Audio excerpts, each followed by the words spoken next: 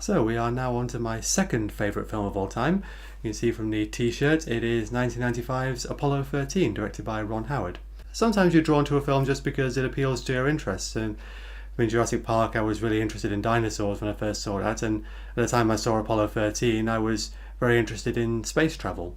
And it was really great to watch this film and see the things I had read in books and on computer encyclopedias about the Apollo program being brought to life. I think Apollo 13 can be appreciated on a number of different levels. I mean, firstly, it is a survival story where you have these three men who are isolated from the rest of the planet, and the whole story is just about everybody working to get them home alive. But it is also a historical movie, and it's the kind of historical movie that doesn't need to take much artistic license or work a bunch of other subplots in. It just shows you what happened, recreates it. The story of Apollo 13, I think, is pretty much a perfect historical story to make a movie out of, because A, it fits very naturally into a three-act structure, and B, it's got just enough material to fit into a 2-hour movie.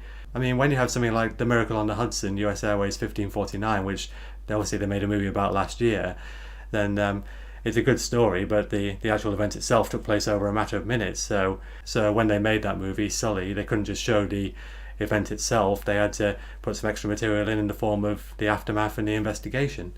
And then you have The Right Stuff, the other big film about the US space program, which I've previously discussed with Rachel Wagner.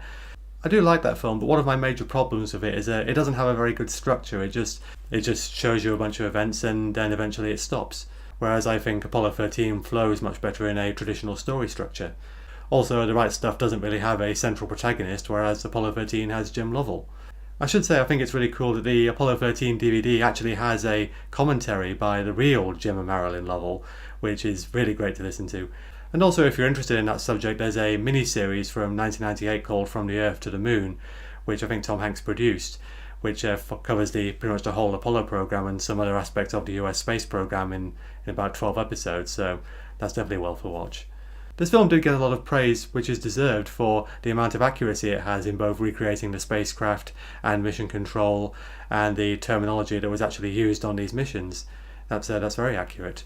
Artistic license is really kept to a minimum. I think the layman watching this film probably isn't going to understand absolutely everything that the astronauts and the controllers say, but they're definitely going to always get the gist of it. And the film does do a good job of giving you the details of how the mission generally works, like when Jim Lovell is talking to his son and showing him these toys of the Apollo spacecraft and how they work. Or this map they have of the Earth and the Moon in mission control, which shows you where the spacecraft is at any particular time.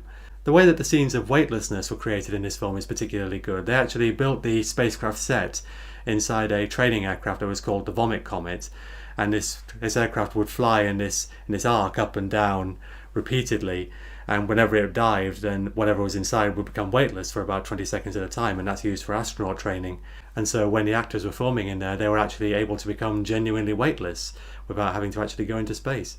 There are some pretty cool background details, like the patches that the astronauts wear on their uniforms, and one detail I quite like is a scene in Jim Lovell's house where there's a picture of the cover of Time magazine on the wall, which shows the crew of Apollo 8, Apollo 8 being Jim Lovell's previous mission before Apollo 13.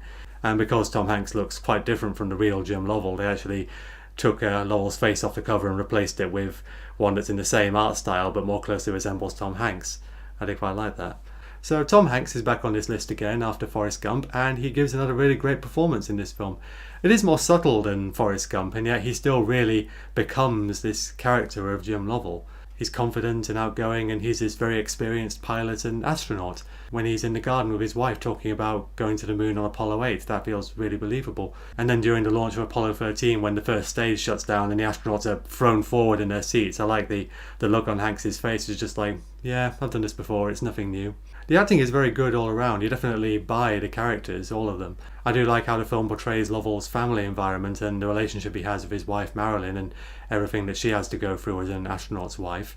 Kathleen Quinlan was actually nominated for Best Supporting Actress for playing Marilyn Lovell, and again, like with Hanks, it's quite a subtle performance, but you can believe it. It's quite emotional, and she is clearly on the verge a lot with everything that's going on. So the film kicks off first with briefly showing the Apollo 1 fire where 3 astronauts died, and then going from there to the Apollo 11 landing, the first moon landing. And that's a pretty good place to start, as it shows the culmination of what this program was building towards, and then what we're looking at from then on is where the program goes from there. Also, having this party at the Lovell's house gives an opportunity to meet all the different characters. This is a film which is more about story than about characters, and I think it works alright that way. It's well paced, and each individual scene is varied and not that long. It tells a straightforward story, which is good if you like that sort of thing. A lot of the first act is taken up with the preparation for the mission itself, and it's during this time we get a little bit of conflict where the original command module pilot Ken Mattingly has to be replaced with Jack Swigert, who is not as experienced. This is slightly exaggerated from real life. Nobody was quite as worried about how Swigert would perform as they are portrayed in the film, but it's still not a huge thing in the film. It is handled quite subtly. It's just kind of a background arc. Just these little things like how having Swigert around throws the crew dynamic off a little bit, and occasionally he forgets very small details, and yet he is certainly still able to do the job, and gradually the other astronauts' confidence in him builds. So eventually we have the actual launch, which is an absolutely brilliant scene. I should say the soundtrack by James Horner is absolutely brilliant all through the film, and the high point is probably the whole launch sequence of the Saturn V.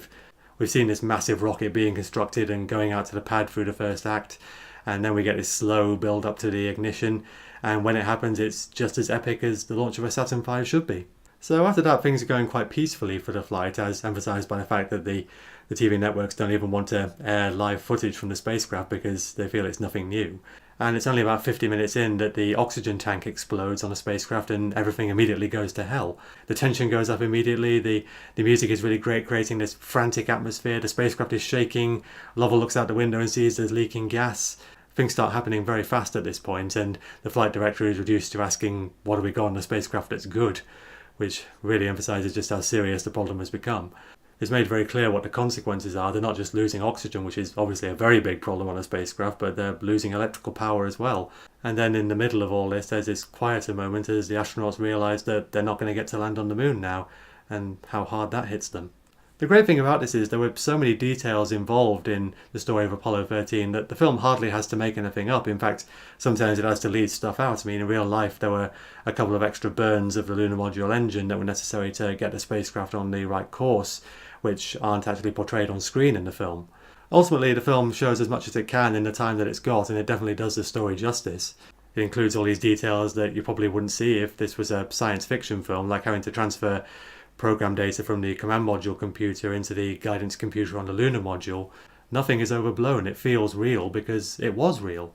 Now, early on in the film, Jim Lovell says the astronaut is only the most visible member of a very large team, and the film really does a good job in emphasising that with the amount of time we spend with Mission Control, which is a group set apart from the astronauts themselves, but is still part of a unified team. Ed Harris gives this really great performance as Gene Kranz, the flight director, who's portrayed as a really excellent leader, the ideal leader in this situation, who's able to marshal his troops and knows exactly how to use his resources.